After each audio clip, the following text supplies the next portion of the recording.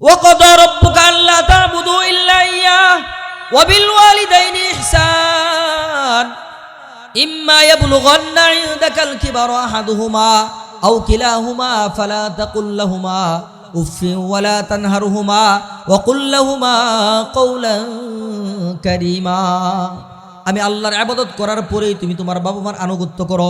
বাবা মা যেভাবে বলে সেটা মানো, সেভাবে চলো। বাবা মাকে তুমি কষ্ট দিও না, এমন আচরণ তুমি করিও না, এমন ব্যবহার করিও না তোমার আচরণের কারণে, তোমার ব্যবহারের কারণে তোমার বাবা মা যেন উফ শব্দটা বলে, অথবা তোমার বাবা মার আচরণের কারণে, তোমার বাবা মার ব্যবহারের কারণে তুমি উফ শব্দ বলিও না। কারণ যখন মানুষ বৃদ্ধ হয় তখন একটা কথা বারবার বলে, কথা কোন ঠিক কিনা?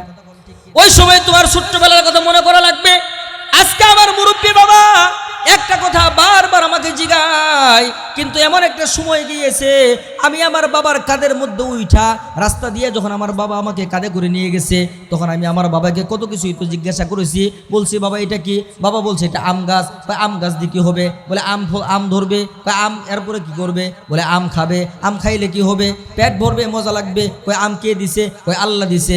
এই যে বারবার প্রশ্ন আমরা করেছি, দুনিয়ার কোনো বাবা সন্তানকে কাঁধ থেকে নিচে ফালাইয়া দেয় নাই রাগ হইয়া, কথা বলেন ঠিক কিনা? বাবা ভালোবাসার নমুনা দিয়া বুঝাইছে, ভালোবাসার দরদ দিয়া বুঝাইছে। এজন্য আল্লাহ বলেন, সন্তান এই বাবা মা বৃদ্ধ যখন হইয়া তোমার ঘরে আসবে, অথবা বাবা অথবা মা অথবা দুজন বৃদ্ধ অবস্থায় যদি তুমি পাও, এগুলি হচ্ছে তোমার জন্য রহমত। বাবা মা হচ্ছে তোমার জন্য বরকত। এই বাবা মার খেদমত করে তুমি তোমার জান্নাত কামাই করো। ইন্নাল জান্নাতা তাহতা আকদামিল উম্মাহা, মায়ের পায়ের নিচে হচ্ছে সন্তানের জান্নাত। সুবহানাল্লাহ। এই জন্য আল্লাহ তাআলা বলেন, ওয়াসাইনাল ইনসান বিওয়ালিদাইহি ইহসানা হামালাতুহু উম্মুহু কুরহা ওয়া ওয়াদাআতুহু কুরহা ওয়া হামলুহু ওয়া ফিসালুহু 30 শাহরা। আল্লাহ বলেন, তোমার মায়ের হামেলা, তোমার মায়ের গর্ভে যখন তোমার বাবার ওই এক ফোঁটা নাপাক পানি গিয়েছে, যাওয়ার মাধ্যমে আমি আল্লাহ তাআলা 40 দিন পর্যন্ত ওই পানিটাকে জমাট আকার ধারণ করিয়েছি। সুবহানাল্লাহ। 40 দিন পার হওয়ার পরে আবার 40 দিন, আবার 40 দিনে ওই পানিটুকুর রক্তে রূপ ধারণ করেছে। তৃতীয়বার আবার 40 দিন পার হয়েছে। 40 দিন পার হওয়ার পরে ওই রক্তের ভিতরে আমি আল্লাহ একটা অঙ্কন এঁকেছি। অঙ্কন আঁকিয়া আমি আল্লাহ যেইভাবে এঁকেছি ওইভাবেই গঠন হইয়া সময় মতো তুমি তোমার মায়ের গর্ভ থেকে দুনিয়াতে আসছো। আল্লাহু আকবার।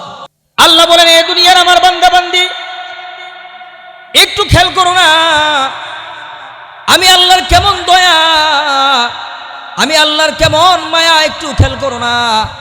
তুমি তোমার মায়ের গর্ভ থেকে দুনিয়াতে আসছো একেবারে অচল, একেবারে দুর্বল। একটা মুরগির বাচ্চা দুনিয়াতে আসে, আসার পরে তার নিজের খানা সে নিজেই বাইসা নিতে পারে, কথা কোন ঠিক কিনা? নিজের আহার সে নিজে করতে পারে। আল্লাহ বলেন, এ গোলাম, তুমি দুনিয়াতে যাওয়ার পরে নিজের মায়ের স্তনটা তুমি নিজে খোঁজ করতে পারো নাই। তোমার মা যখন তোমার মুখে স্তনটা উঠাইয়া দিছে, তুমি দুধ পান করেছো। স্তন মুখে দেওয়ার আগ পর্যন্ত তুমি ওয়া ওয়া করে কেঁদেছো, খাওয়ার শক্তি তোমার ছিল না। তোমার মা তোমাকে খাওয়াইছে, আমি আল্লাহর রহমতের দ্বারা তুমি লালিত পালিত হয়েছো। আল্লাহ বলেন, এ গোলাম, কেন চিন্তা করো না, কেন ভাবো না? মায়ের গর্ভ থেকে দুনিয়াতে আসলা একেবারে দুর্বল, একেবারে অচল হয়ে আসলা। তোমার বাবা, তোমার মা তোমার অঙ্গগুলির পিছনে কি মেহনত করেছে। এ বান্দা, আমি আল্লাহ গায়েবের চাদর দিয়া ঢাইকা দিয়া আমার রহমতের ফেরেশতাদেরকে দিয়া মেহনত করায়া তোমার দেহটা আমি আল্লাহ সময়ের ব্যবধানে ধাপে ধাপে যতটুকুন বড় করা দরকার ততটুকুন বড় করে দিয়েছি। আল্লাহু আকবার। তোমার বাবা মা সকালবেলা সরিষার তেল লাগায়া তোমার হাতগুলি টাইনা বড় করে নাই। তোমার মা সরিষার তেল লাগায়া তোমার পাগুলি বড় করে নাই, তোমার চোখ বড় করে নাই, তোমার নাক বড় করে নাই, তোমার অঙ্গগুলি তোমার বাবা মার টাইনা বড় করে নাই। এ বান্দা, আমি আল্লাহ তাআলার রহমতের দ্বারা, আমি আল্লাহ তাআলার মায়ার দ্বারাই আমি আল্লাহর মানসা অনুযায়ী তোমার দেহটা আমি আল্লাহ আস্তে আস্তে সুন্দর করে গঠন করে দিয়েছি। সুবহানাল্লাহ। যদি 15 বছর 20 বছর বয়সের একটা ছেলে মায়ের গর্ভ থেকে দুনিয়াতে আসতো, তাহলে দুনিয়ার কোনো মা বাঁচতো? কথা কোন ঠিক কিনা? দুনিয়ার কোনো মা বাঁচা সম্ভব হইতো না। এই জন্য মায়ের গর্ভ থেকে আল্লাহ যেইভাবে পছন্দ করেছেন ততটুকু গঠন দিয়ে বানাইছেন। ধাপে ধাপে বয়স বাড়তেছে, আমাদের অঙ্গ প্রত্যঙ্গগুলি আল্লাহ তাআলা আমাদেরকে বড় করে দিয়েছে। এমন একটা সময়ের মধ্যে চলে আসার পরে অঙ্গ প্রত্যঙ্গগুলি আল্লাহ তাআলা থামিয়ে দিয়েছেন। এখন আর বড়ও হয় না, আর ছোটও হয় না। কথা বলেন ঠিক কিনা? আল্লাহ বলেন, আমার এত দয়া, আমার এত মায়া, আমি আল্লাহ সব দিলাম। এ বান্দা, তোর কাছে আমি শুধু হায়াতটুকুন চাইলাম। আল্লাহ বলেন, ওয়ালাস, সময়ের কসম। কোন সময়? তামাম দুনিয়ার সমস্ত মানুষদেরকে আল্লাহ তাআলা চোখে আঙুল দিয়ে বলতেছে কোন সময়? রাত্র যায় দিন আসে, দিন যায় রাত্র আসে, এই সময় না। এ বান্দা, তোমাকে যে হায়াতের একটা জিন্দেগি দিয়েছি, ওই জিন্দেগির সময়টুকুন আমি আল্লাহ তাআলার কাছে অনেক দামি। এজন্য তোমার হায়াতের জিন্দেগির কসম আমি আল্লাহ খাইলাম। আল্লাহু আকবার। আল্লাহ বলেন, তোমার হায়াতের জিন্দেগির কসম। দুনিয়ার সমস্ত মানুষ ক্ষতির মধ্যে আছে। ইন্নাল ইনসানা লাফি খুস। দুনিয়ার সমস্ত মানুষ ক্ষতির মধ্যে আছে। যে আলেম সেও ক্ষতির মধ্যে, গায়রা আলেম ক্ষতির মধ্যে, নামাজি ক্ষতির মধ্যে, বেনামাজি ক্ষতির মধ্যে, সমস্ত মানুষ ক্ষতির মধ্যে। কিভাবে? বলে সমস্ত মানুষের হায়াত ক্ষয় হচ্ছে, এজন্য সমস্ত মানুষ ক্ষতির মধ্যে। কথা বলেন ঠিক কিনা? নামাজের হায়াতও শেষ, বেনামাজির হায়াতও যাচ্ছে, ভালো মানুষের হায়াতও শেষ হচ্ছে, খারাপ মানুষের হায়াতও শেষ হচ্ছে। ইমাম ফখরুদ্দিন রাজি রহমতুল্লাহ আলাই এই সূরা তাফসীর যখন করতেছেন, তখন উনি চিন্তিত হয়ে গেলেন। হাই হাই, আমি আলেম, আমার হায়াতও শেষ হচ্ছে। যিনি আলেম না, তার হায়াতও শেষ হচ্ছে। ভালো মানুষের হায়াতও শেষ হচ্ছে, খারাপ মানুষের হায়াতও শেষ হচ্ছে। উনি বুঝতেছেন না। হঠাৎ করে বাজারের দিকে রওনা করলেন। বাজারের কাছ দিয়া যখন রওনা করলেন, দেখে বাজারের মধ্য থেকে আওয়াজ আসতেছে, কে যেন ডাকতেছে, আসো আমার কাছে, আসো, আসো আমার কাছে আসো। মানুষের স্বভাব হচ্ছে চিল্লা চিল্লি হইলে মানুষ সেদিকে দৌড়ায়। কথা কোন ঠিক কিনা? জোরে কোন ঠিক কিনা?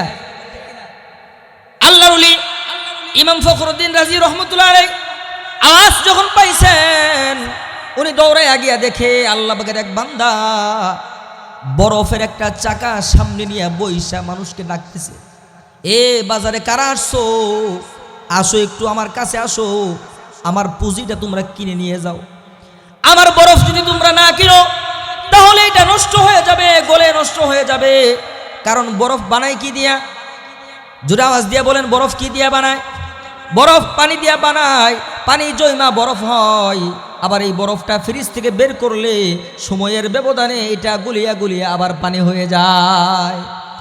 কে আসো তোমরা বাজারে আসছো? আমার বরফটা কিনিয়ে আমার পুঁজিটা উদ্ধার করো। তোমরা যদি আমার বরফ না কিনো, তাহলে এটা গলে যাবে, আমার পুঁজি মূলধন নষ্ট হয়ে যাবে।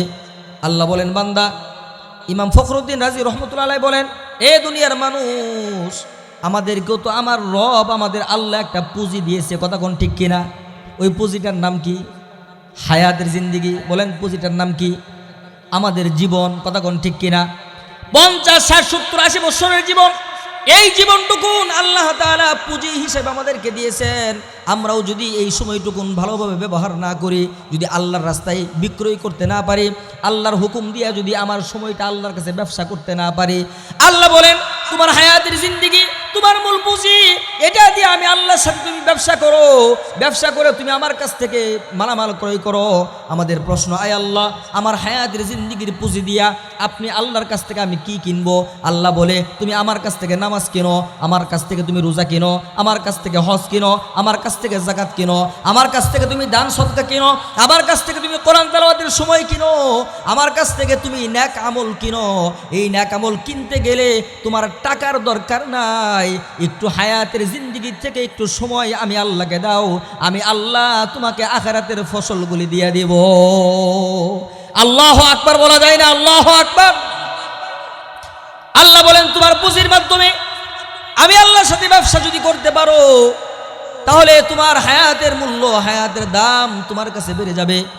আমি আল্লাহর সাথে ব্যবসা করো, একটু সময় দাও, সময় দিয়া তোমার হায়াতটাকে, তুমি হায়াতের জিন্দেগিটাকে সাজাও। এ বাবা, এ যুবক ভাই, হায়াতের জিন্দেগি সাজানোর জন্য কিন্তু কবরে গিয়ে সময় পাওয়া যাবে না। কথা বলেন ঠিক কিনা? কবরে গিয়ে কিন্তু সময় পাওয়া যাবে না। যদিও পাওয়া যায় নেক আমল করার জন্য, কবরে যদিও সুযোগ পাওয়া যায়, কবরে বৈশা বৈশা যতই নেক আমল করা হবে, এটা কিন্তু আর আমল নামায় উঠবে না। কথা কোন ঠিক কিনা? এটা আমল নামায় উঠবে না। দুনিয়াতে একবার সুবহানাল্লাহ বললে সাথে সাথে আমল নামায় উঠে যায়। কথা কোন ঠিক কিনা? এ বাবারা, খুব গভীর মনোযোগ।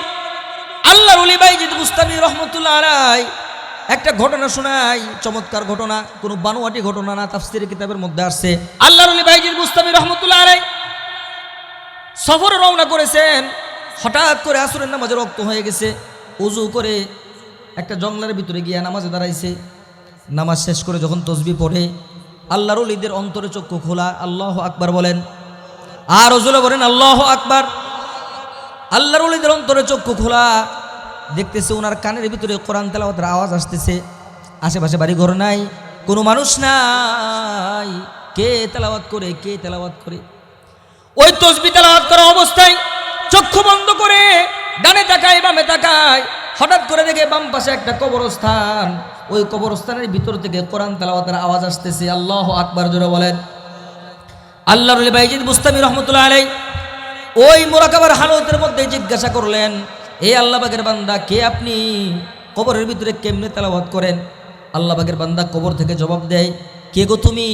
তোমাকে তো চিনি না, তবে শোনো, দুনিয়াতে আমি হাফেজে কোরআন ছিলাম।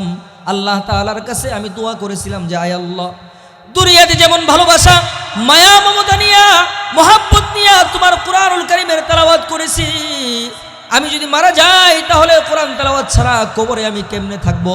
কারণ দুনিয়াতে কোরআন তেলাওয়াতের মাধ্যমে তোমার সাথে কথা বলেছি। আল্লাহু আকবার বলেন। কোরআন তেলাওয়াত করলে কার সাথে কথা বলা হয়? আর হুজুরে বলেন, কার সাথে কথা বলা হয়? तुमसे कोई हरदम कोई दम साच नहीं है, बाती तो है हरदम मगर आवाज नहीं है। আল্লাহু আকবার। কোরআন তেলাওয়াত করলে আল্লাহর সাথে কথা বলা হয়। ওই হাফেজ কোরআন বলে, আমি আল্লাহর কাছে দোয়া করেছি, আল্লাহ কোরআন তেলাওয়াত করা ছাড়া কবরে আমি থাকতে পারবো না, আমাকে একটু সুযোগ করে দিয়েন, আমি যেন দুনিয়ার মতো কবরে বৈশা বৈশা কোরআন তেলাওয়াত করতে পারি। সুবহানাল্লাহ। ওগো আল্লাহর বান্দা, আল্লাহ আমার দোয়া কবুল করেছে। আমার ইন্তেকালের পরে যখন আমার আত্মীয় স্বজনরা আমাকে কবরে দাফন করেছে, এরপর থেকে আমি কবরে তেলাওয়াত করতেছি। বাইজিদ বুস্তামি রহমতুল্লাহ আলাইহি ডাক দিয়া বলে, বাবা কতদিন পর্যন্ত কোরআন তেলাওয়াত করো? বলে আজ 12 বছর পর্যন্ত। কত বছর? 12 বছর পর্যন্ত তেলাওয়াত করি। 12 বছরে আমি 1200 খতম দিয়েছি কোরআন। সুবহানাল্লাহ জোরে বলেন। 12 বছরে 1200 খতম দিয়েছি। এটা শোনার সাথে সাথে বাইজিদ বুস্তামি রহমতুল্লাহ আলাইহি বলে উঠছেন সুবহানাল্লাহ। সাথে সাথে হাফেজ কোরআন ডাক দিয়ে বলে, ও আল্লাহর বান্দা, তোমার ওই সুবহানাল্লাহর সওয়াবটা আমাকে দাও, তোমার ওই একবার সুবহানাল্লাহর সওয়াবটুকু আমাকে দাও, আর আমার 1200 কোরআন খতমের সওয়াব তুমি কি? বলে কি ব্যাপার, কারণ কি? ওই কবরবাসী মুরাকাবার হালতে আল্লাহর ওলিকে জবাব দেয়, আল্লাহর ওলি, আমি 12,000 বা 1200 বার কেন, আমি যদি কিয়ামত পর্যন্ত কবরের ভিতরে কোরআন তেলাওয়াত করি, একটা নেকিও আর নতুন করে আমার আমল নামায় জমা হবে না। আল্লাহু আকবার। কবরে তেলাওয়াত করলে আমল নামায় উঠবে, তার হায়াত নাই। কবরবাসী বলে, আপনি যে একবার সুবহানাল্লাহ বলেছেন, একবার সুবহানাল্লাহর কারণে আল্লাহ তাআলা জমিন থেকে আসমান পর্যন্ত এই ফাঁকা জায়গাটুকুন সওয়াব দিয়া ভরপুর করে আপনার আমল নামায় লিখে দিয়েছে। সুবহানাল্লাহ। তাহলে কোরআন তেলাওয়াত করলে লাভ না লস? কোরআন তেলাওয়াত করব কখন? মরার পরে না আগে? দুনিয়া থাকা অবস্থায় কোরআন তেলাওয়াত করে হায়াতের জিন্দেগিটা যদি সাজাইতে পারি, তাহলে এই কোরআনুল কারীম কালকে আমাদের ময়দানে আমাদেরকে জান্নাতে নিয়ে যাবে। সুবহানাল্লাহ। এই যে মাদ্রাসাগুলি, এই মাদ্রাসাগুলিকে আবাদ করা লাগবে। কি করা লাগবে বলেন? নিজের জান মাল সব কিছু দিয়া এই মাদ্রাসাগুলিকে আবাদ করা লাগবে। মাদ্রাসার খাদেম হওয়া লাগবে। কারণ খুব গভীরভাবে খেয়াল করবেন কথা। তামাম দুনিয়াতে মসজিদ যদি ভরপুর হয়ে যায়, মাদ্রাসা যদি না থাকে, আমাকে বলেন আপনারা মসজিদের ইমাম খতিব পাবেন কোথায়? কথা বলেন, মসজিদের ইমাম খতিব পাবেন কোথায়? মসজিদের ইমাম, মসজিদের খতিব মসজিদে তৈরি হয় না। কথা কোন ঠিক কিনা? মসজিদের ইমাম খতিব ওয়াজ মাহফিলে তৈরি হয় না। মসজিদের ইমাম খতিব তৈরি হয় এই সমস্ত মাদ্রাসায়। এজন্য বর্তমান সমাজে মসজিদের প্রয়োজনীয়তার চেয়ে মাদ্রাসার প্রয়োজনীয়তা বেশি। কথা কোন ঠিক কিনা? মসজিদের প্রয়োজনীয়তার চেয়ে মাদ্রাসার প্রয়োজন বেশি। মাদ্রাসা থাকবে আলেম হবে, মসজিদ হবে। মাদ্রাসা থাকবে না, মসজিদ থাকবে, ইমাম খুঁজে পাবে না। কথা কোন ঠিক কিনা? তাহলে মাদ্রাসার খেদমত করা দরকার আছে না নাই? সবাই করবো ইনশাআল্লাহ। আল্লাহ আমাদের তৌফিক দান করুন, সকলে বলুন আমিন। দুনিয়াতে আল্লাহ কিছু নিদর্শন দিয়েছেন, যেই নিদর্শনগুলির কোনো নকল নাই। কি নাই বলেন? এই জোরে বলেন, কি নাই? নকল নাই। কাবা ঘরে নকল আছে? কথা বলেন, আছে? কোরআনের নকল আছে? হাদিসের নকল আছে? নাই। মসজিদের নকল নাই। ঠিক এমন দুইটা চেহারা আল্লাহ দুনিয়াতে দিছে, যেই চেহারাগুলি নকল নাই। সুবহানাল্লাহ কয় না? কালকে সকালে ঘুম থেকে উঠে কইেন, হ্যাঁ সুবহানাল্লাহ এখন থুয়ে দেন পকেটে। কালকে সকালে ঘুম থেকে উঠে পরে বললেন। দুনিয়াতে এমন দুইটা চেহারা আল্লাহ তাআলা দিয়েছেন, যেই চেহারাগুলির কোনো নকল নাই। আছে? আমার বাবা মার মতো চেহারা দুনিয়াতে আরো কারো আছে? আপনাদের বাবা মার মতো নকল আছে? বানাইতে পারবে? পারবে না। এই জন্য আল্লাহ তাআলা বলেন, ওয়ামাই ইউআযিম শাআইরাল্লাহ ফাইন্নাহা মিন তাকওয়াল কুলুব। সুবহানাল্লাহ। আল্লাহ বলেন, এই তামাম দুনিয়ার বান্দা বান্দি খুব খেয়াল করিয়া বুঝো, ভালো করে শুনো। আমি আল্লাহ তাআলা দুনিয়াতে এমন কিছু নিদর্শন তোমাদেরকে দিয়েছি, যেই নিদর্শনগুলির সাথে তোমার অন্তরের যদি সম্পর্ক তুমি কায়েম করো, অন্তরের সম্পর্ক যদি জড়াইয়া দাও, আমার ওই নিদর্শনগুলির দিকে তাকাইলে তোমার গুনাহ মাফ হবে। সুবহানাল্লাহ। এজন্য কোরআনের দিকে তাকাইলে গুনাহ মাফ হয়, মসজিদের দিকে তাকাইলে গুনাহ মাফ হয়, মাদ্রাসার দিকে তাকাইলে গুনাহ মাফ হয়, মাদ্রাসার দিকে তাকাইলে গুনাহ মাফ হয়। আর এমন দুটি চেহারা, আব্বা আম্মা, বলেন মুখ ভরে বলেন আব্বা আম্মা, মুখ ভরে বলেন আব্বা আম্মা। আব্বা আম্মার দুইটা চেহারা, এই চেহারাগুলিকেও আল্লাহ নিদর্শন বানাইছেন। এই চেহারাগুলির দিকে তাকাইতে দেরি হবে, কবুল হজের সওয়াব আমল নামায় উঠতে দেরি হবে না। আল্লাহু আকবার। আল্লাহ নবীর সাহাবী ডাক দিয়ে বলেন, ইয়া রাসূলুল্লাহ, আমি যদি দুইবার তাকাই, তিনবার তাকাই, আল্লাহ নবী বলে, ও সাহাবীরা, একবার দুইবার তিনবার নয়, তুমি যদি 10 বার তোমার বাবা আমার চেহারার দিকে মহব্বত ভালোবাসা নিয়ে তাকাও, তাহলে আল্লাহ তাআলা তোমার আমল নামায় 10টা কবুল হজের সওয়াব দান করবে। সুবহানাল্লাহ বলেন। যদি 100 বার তাকাও, 100 কবুল হজের সওয়াব, 1000 বার তাকাইলে 1000 বার কবুল হজের সওয়াব তোমার আমল নামার মধ্যে আল্লাহ লিখে দিবে। এখন বলেন, এই চেহারা দুটি কার চেহারা? আব্বা আম্মা। কার চেহারা বলেন? আব্বা আম্মা। এই আব্বা আম্মার চেহারা দুটি, বাবা আমার চেহারা দুটি আল্লাহ তাআলা নিদর্শন বানাইছেন, যার কারণে যে চেহারার দিকে তাকাইলেই কবুল হজের সওয়াব পাওয়া যায়। এই বিদ্যা বাবারা, যুবক ভাইরা খুব গভীরভাবে খেয়াল করেন। বাবা মা ছাড়া কেউ আমরা দুনিয়াতে আসি নাই। এই বাবা আমার কথা, বাবা আমার ব্যাপারে আল্লাহ তাআলা বলেন, আমি আল্লাহর হুকুম মানার পরে তোমার জন্য করণীয় হচ্ছে তোমার বাবা আমার অনুসরণ করো। وَقَضَى رَبُّكَ أَلَّا تَعْبُدُوا إِلَّا إِيَّاهُ وَبِالْوَالِدَيْنِ إِحْسَانًا إِمَّا يَبْلُغَنَّ عِندَكَ الْكِبَرَ أَحَدُهُمَا أَوْ كِلَاهُمَا فَلَا تَقُل لَّهُمَا أُفٍّ وَلَا تَنْهَرْهُمَا وَقُل لَّهُمَا قَوْلًا كَرِيمًا। আমি আল্লাহর ইবাদত করার পরেই তুমি তোমার বাবা মার আনুগত্য করো। বাবা মা যেভাবে বলে সেটা মানো, সেভাবে চলো।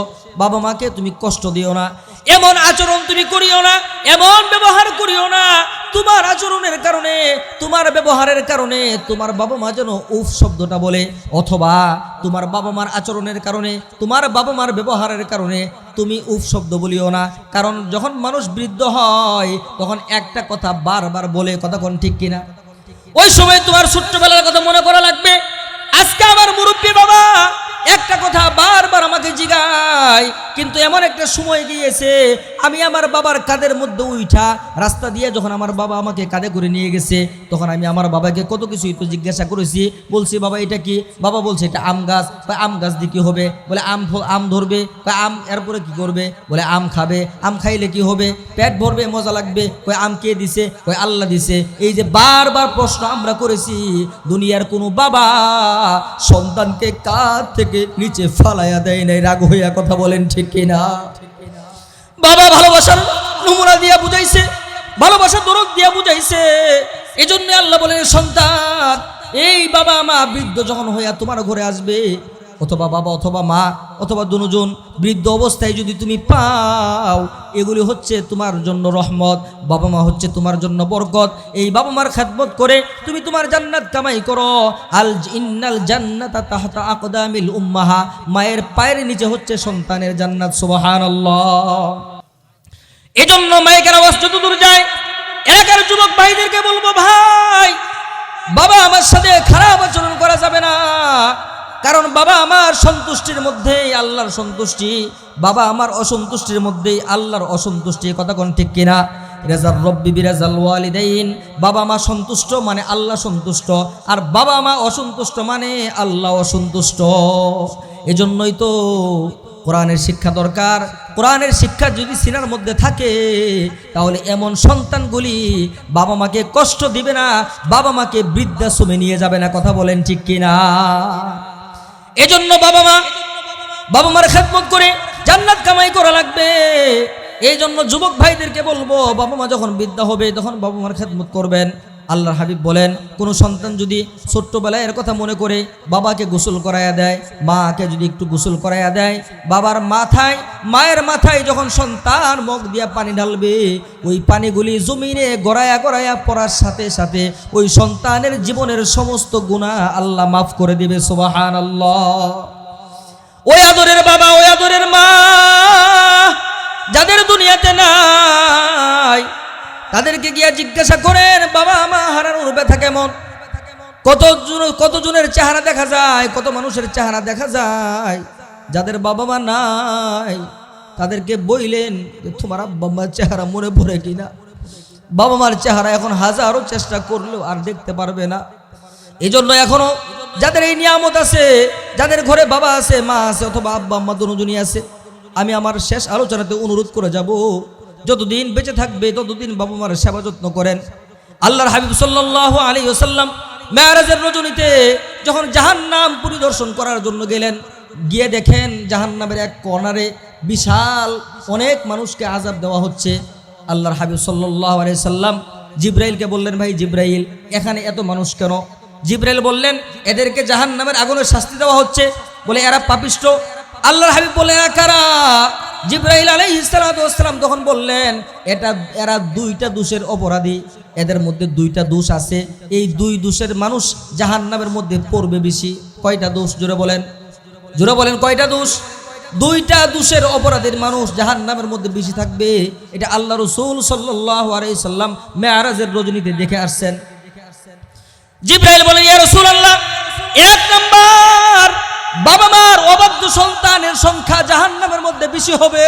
আল্লাহ তুমি আমাদেরকে মাফ করে দাও, আল্লাহ তুমি দয়া করে আমাদেরকে মাফ করে দাও। আমরা কত অন্যায় করি বাবা মার সাথে, আল্লাহ তুমি দয়া করে আমাদেরকে মাফ করে দাও।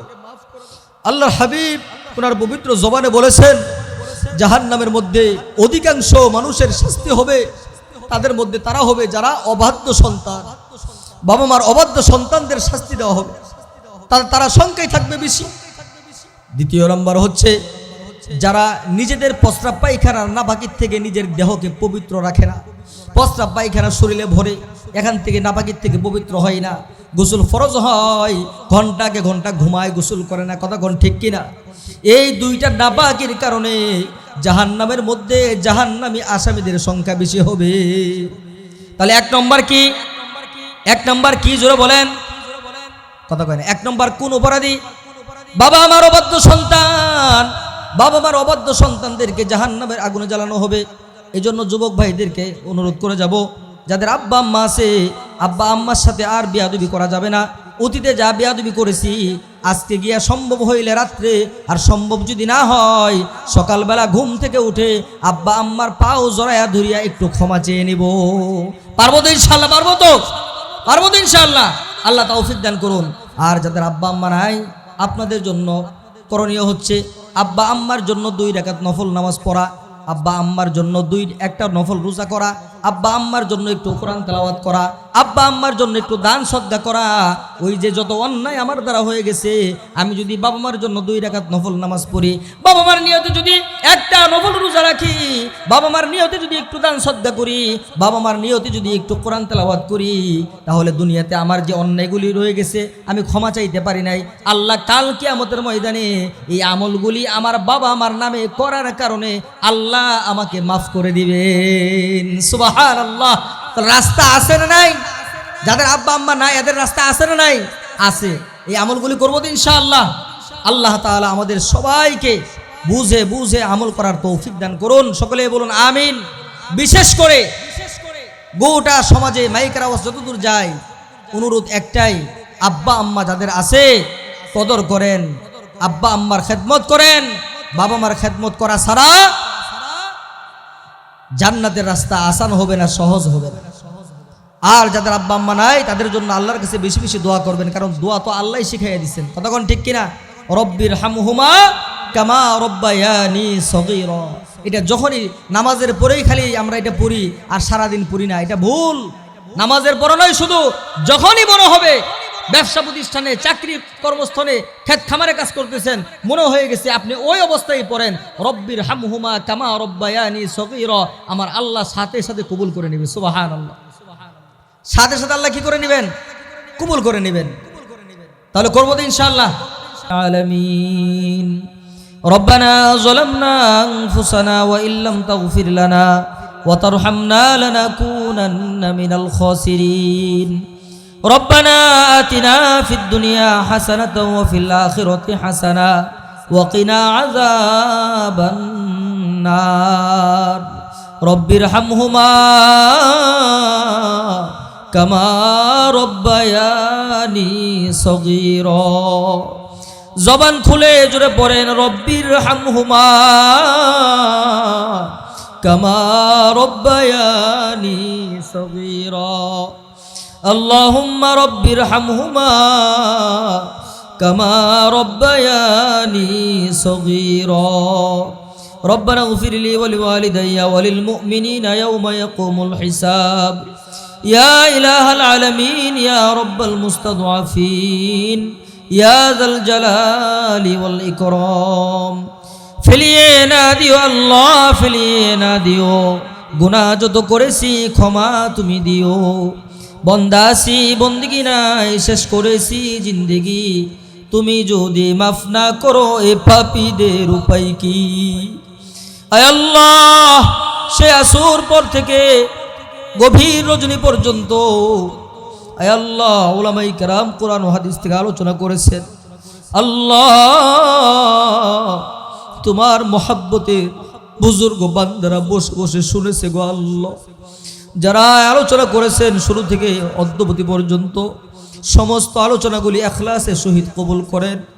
আয় আল্লাহ, এই আলোচনাগুলি মাহফিলটা আমাদের নাজাতের জন্য ওসিলা হিসেবে কবুল করে নাও বলি আমিন। আয় আল্লাহ আল্লাহ আল্লাহ, আমরা যারা হাত উঠিয়েছি তুমি তাকায়া দেখো গো আল্লাহ। আমাদের মধ্যে কার জানি বাবা নাই, কার জানি মা নাই। এমন সন্তান হাত বাড়াইছে যার বাবা মা দুজনই নাই। আদরের দাদা দাদু নানা নানু শ্বশুর শাশুড়ি স্ত্রী সন্তানাদি মই মুরব্বী এলাকাবাসী প্রতিবেশী বন্ধু বান্ধব যে যার কবরে আছে গো আল্লাহ। জানি না কে কোন গুনাহের কারণে কোন আসামি হইয়া তোমার কাছে ধরা পড়ছে গো আল্লাহ। ওই আসামিদের পক্ষ থেকে আমরা ক্ষমা চাই, মাফ চাই। আল্লাহ দয়া করে তুমি সকল কবরবাসীগুলিকে মাফ করিয়া দাও আল্লাহ। মাফ করিয়া কবরকে জান্নাতের বাগান বানাইয়া জান্নাতি বিছানা বিছাইয়া জান্নাতি পোশাক পরাইয়া তোমার বান্দা বান্দিগুলিকে তুমি ঘুম পাড়িয়ে দাও। আয় আল্লাহ, বিশেষ করে বাবা হারা মা হারা সন্তান যারা হাত বাড়াইছে, এদের কলিজার দিকে একটু তুমি তাকায়া দেখো গো মাওলা। এদের কলিজাগুলি ভাঙিয়া চূর্ণ বিচূর্ণ হয়ে গেছে গো আল্লাহ। দুনিয়াতে হাজার হাজার মানুষ দেখা যায়, যেই বাবা মা হারাইছে ওই বাবা মার চেহারা তো আর দেখা যায় না। এতিম সন্তানগুলির দোয়া বাবা মার হকে কবুল মঞ্জুর করো। বাবা মার কবরগুলি জান্নাতের বাগান বানাইয়া, জান্নাতি বিছানা বিছাইয়া, জান্নাতি পোশাক পরাইয়া তোমার বান্দা বান্দিগুলিকে তুমি ঘুম পাড়িয়ে দাও। আয় আল্লাহ, আমাদের আব্বা আম্মা যাদের জীবিত আছে আমি সহ, আয় আল্লাহ আব্বা আম্মার খেদমত করার তৌফিক আমাদেরকে দান করো। আল্লাহ, আব্বা আম্মার বাধ্যগত হয়ে চলার তৌফিক আমাদেরকে দান করো। আমাদের আব্বা আম্মার গুনাহগুলিকে মাফ করে দাও। আব্বা আম্মার নেক হায়াত দান করো। আল্লাহ, যে যেখান থেকে হাত বাড়াইছে, অনেক মা বোনেরা হাত বাড়াইছে গো আল্লাহ। মা বোনদেরকে আল্লাহ তুমি কবুল করো, মঞ্জুর করো। 5 ওয়াক্ত নামাজ, স্বামীর খেদমত, পর্দা সঠিকভাবে করার সমস্ত মা বোনদেরকে তৌফিক দান করো। আয় আল্লাহ, আমাদের জিন্দেগীর হার গুনাহগুলি মাফ করে দাও। আয় আল্লাহ, সেই কবে বালেগ হয়েছি, বালেগ হওয়ার থেকে 11, 15 বছর, 20 বছর, 25, 30, 35, 40, 45, 50, 55, 60, 65, 70, 75, 80 বছর অনেকের হয়ে গেছে গো আল্লাহ। লম্বা সময় বালাগাত থেকে আল্লাহ অদ্যাবধি পর্যন্ত আমাদের দ্বারা যত অন্যায় অবিচার পাপাচার হয়ে গেছে আল্লাহ, শর্মিন্দা হইয়া তোমার কাছে ফরিয়াদ জানাই গো আল্লাহ। দয়া করে আমাদের জীবনের সমস্ত গুনাহগুলিকে মাফ করে দাও। আয় আল্লাহ, তুমি যদি মাফ না করো কে মাফ করবে? কার কাছে যাব, কার কাছে বলবো গো আল্লাহ? তোমার ছেলে নাই, তোমার মেয়ে নাই, তোমার আছে আদরের বান্দা বান্দি। আমরা তোমার কাছে ছাড়া আর কার কাছে যাব গো আল্লাহ? আয় আল্লাহ, তুমি একটু মাজলিসের দিকে তাকায় দেখো, গভীর রজনীতে তোমার বান্দারা, তোমার বান্দিরা এখনো হাত পাতিয়া তোমার কাছে ভিক্ষুকের মতো, কাঙ্গালের মতো হাত পাতিয়া ধরে রইছি গো মাওলা। আয় আল্লাহ, তুমি একটু রহমতের নজর ফেলাও। আল্লাহ, তুমি একটু তাকায় দেখো কোন চেহারাটা তোমার কাছে কবুল হয়। তুমি না আমাদের চেহারাগুলি নিজে ডুলিয়া ডুলিয়া বানাইছো গো আল্লাহ। আল্লাহ, এই চেহারাগুলি দেখিয়া তোমার কি মায়া লাগবে না, দয়া লাগবে না? মাফ যদি নাই করো, কেন মাহফিলে আনলা, কেন মাহফিলে বসাইলা, আখিরি মুনাজাতে কেন শরীক করলা গো আল্লাহ? এই সময় তো তামাম দুনিয়াতে তোমার কত বান্দা বান্দিরা কত গুনাহের কাজের মধ্যে আছে, আমরা তো এই সময় কোনো গুনাহের কাজের মধ্যে নাই। এরপরে আমাদেরকে মাফ করবা না? কাদেরকে মাফ করবা আল্লাহ? দয়া করে মায়া করে আমাদের জীবনের সমস্ত গুনাহগুলিকে আল্লাহ তুমি মাফ করে দাও। আল্লাহ, বাড়িতে ঘরে হসপিটালে যারা অসুস্থ সবাইকে সুস্থতা নিয়ামত দান করে দাও। আমাদের সভাপতি সাহেব আমার পাশে বসা মুরব্বী দোয়া চেয়েছে, ওনার কলিজা সিরা ধর, কন্যা সন্তানটা দুনিয়া থেকে 10 মাসের বাচ্চা রেখে ইন্তেকাল করেছে গো আল্লাহ। আল্লাহ, তোমার বান্দিকে তুমি পছন্দ করেছো, নিয়ে নিছো। নাবালেগ বাচ্চা, মাসুম বাচ্চা, 10 মাসের বাচ্চা রেখে গেছে। আল্লাহ, তুমি ওই বাচ্চার গার্ডিয়ান হয়ে যাও, বাচ্চাকে তুমি হেফাজত করো। আল্লাহ, যে বৃদ্ধা বাবার কন্যা তুমি নিয়েছো তাকে সবর দান করো গো আল্লাহ, ওই স্বামীকেও সবর দান করো গো আল্লাহ। মাহফিলের ডানে বামে সামনে পিছনে মুর্দা জিন্দা পুরুষ মহিলা সবাইকে আল্লাহ তুমি দয়া করে মাফ করে দাও এবং কবুল করে নাও। আয় আল্লাহ, মাদ্রাসাকে তুমি কবুল করো, তামাম দুনিয়ার সমস্ত মাদ্রাসা কবুল করো আল্লাহ। বিশেষ করে এই মাদ্রাসাকে তুমি কবুল মঞ্জুর করো। এই মাদ্রাসা আল্লাহ দাওরায়ে হাদিস পর্যন্ত তুমি ব্যবস্থা করে দাও। আয় আল্লাহ, কিয়ামত পর্যন্ত কায়েম ও দায়েম রাখো। মাদ্রাসার সমস্ত হাজত তোমার গায়বী খাজানা থেকে পূরণ করে দাও। মাখলুকের মুহতাজ বানায়ও না গো আল্লাহ। তোমার যেই বান্দা বান্দির দ্বারা খেদমত হবে তাদেরকে মাদ্রাসার দিকে ঝুঁকায়া দাও। মাদ্রাসার ভালোবাসা মহাব্বত তাদের অন্তরে দিয়া দাও। আয় আল্লাহ, অনেকেই দোয়া চেয়েছে, অনেকেই চাইতে পারে নাই। আল্লাহ, সবার জন্য দোয়া করলাম, আল্লাহ তুমি কবুল মঞ্জুর করো। বিশেষ করে আমার মহাব্বতের ভাই আয় আল্লাহ মুফতি মুখলেসুর রহমান সাহেব যিনি দাওয়াত করেছেন, আল্লাহ তুমি তাকে কবুল করো, তার স্ত্রী সন্তানাদি, তার আব্বা আম্মা সবাইকে কবুল করো। আল্লাহ তার হায়াতে বরকত দান করো, ইলমে আমলে বরকত দান করো। আল্লাহ তামাম দুনিয়াতে আল্লাহ কোরআনের পাখি হিসেবে আল্লাহ তুমি মুখলিসুর রহমানকে কবুল ও মঞ্জুর করে নাও, বলি আমিন। আয় আল্লাহ, সর্বশেষ দরখাস্ত মাওলা, জানি না আজকের এই মোনাজাত কার জন্য জীবনের শেষ মোনাজাত, আজকের এই রাত্র কার জন্য জীবনের শেষ রাত্র হয়ে যায় নাকি গো আল্লাহ। আল্লাহ, জানি না আর তোমার কাছে হাত উঠাইতে পারবো কিনা গো আল্লাহ। আল্লাহ, তুমি দয়া করে আমাদের এই মেহরতটুকুন আমলটুকুন তুমি কবুল ও মঞ্জুর করো। সর্বশেষ আমার সফর সঙ্গে আমার শ্রদ্ধেয় চাচা হাবিবুল্লাহ কাকাকে তুমি কবুল করো। ছোট ভাই আয় আল্লাহ, জামালপুর ইসলামিক মিডিয়ার কাজ করে আল্লাহ তুমি সুমনকে কবুল ও মঞ্জুর করো। রাস্তাঘাটে বিপদ বালা মুসিবত থেকে আল্লাহ তুমি হেফাজত করো। দিনের জন্য এই মিডিয়াকে আল্লাহ তুমি কবুল ও মঞ্জুর করে নাও। আয় আল্লাহ, মালাকুল মউত আসার আগে আগে তওবা ইস্তিগফার করার তৌফিক আমাদেরকে দান করিও। এমন যেন না হয় গুনাহের কাজ করতেছি আর আজরাইল চলে আসছে গো আল্লাহ। এমন যেন না হয় গুনাহের কাজের মধ্যে আছে আর আজরাইল চলে আসছে, তাহলে তো কবরের আযাব, হাসরের আযাব সহ্য করার মতো ক্ষমতা আমাদের নাই। হাসরের ময়দানে গুনাহগার বলিয়া আপনি ডাক দিয়েন না গো আল্লাহ, হাতে পায়ে বিড়ি লাগাইন না গো আল্লাহ। আল্লাহ, ইমানি হালতে নামাজের সেজদার মধ্যে কোরআন তেলাওয়াত অবস্থায় তোমার সন্তুষ্টি থাকা অবস্থায় আল্লাহ তুমি আমাদেরকে কালিমা পাঠ করতে করতে দুনিয়া থেকে যাওয়ার তৌফিক দান করো, বলি আমিন। আয় আল্লাহ, সব কিছু তোমার কাছে সুপর্দ করলাম, আল্লাহ তুমি হেফাজত করে কবুল ও মঞ্জুর করে নাও। জবানকে খুলিয়া জীবনের শেষ ডাক মনে করিয়া জবান খুলিয়া আমার মাওলাকে ডাক দেন ইয়া আল্লাহ। আর হুজুরা বলেন না ইয়া আল্লাহ, ইয়া আল্লাহ। আজকের এই রাত্রে যত তোমার ওলিদের দোয়া তুমি কবুল করেছো, যত মোনাজাত কবুল করেছো, যাদেরকে মাফ করেছো এবং করবা, যাদের নাম জাহান্নাম থেকে কেটে দিয়েছো এবং দিবা, আয় আল্লাহ যাদের নাম জান্নাতের খাতায় লিখে নিয়েছো এবং লিখবা, আয় আল্লাহ যত দোয়া কবুল করেছো এবং করবা, একটা তালিকা সুবহ সাদিকের সময় ফেরেশতারা তোমার কাছে জমা দিবে। আয় আল্লাহ, ওই মোনাজাতের তালিকার ভিতরে আমাদের আজকের এই মোনাজাতের নামটা তুমি লিখিয়া দিও গো আল্লাহ, একেবারে নিচে হইলেও লিখিয়া দিও, মাহরুম করিও না গো আল্লাহ। সুবহান রাব্বিকা রব্বিল ইজ্জাতি আম্মা ইয়াসিফুন ওয়া সালামুন আলাল মুরসালিন। আমিন ইয়া রাব্বাল আলামিন। والحمد لله رب العالمين بحق كلمة طيبة لا إله إلا الله محمد رسول الله صلى الله عليه وسلم। السلام عليكم ورحمة الله। সবার কাছে দোয়া চাই, আমিও সবাই দোয়া করি ইনশাআল্লাহ।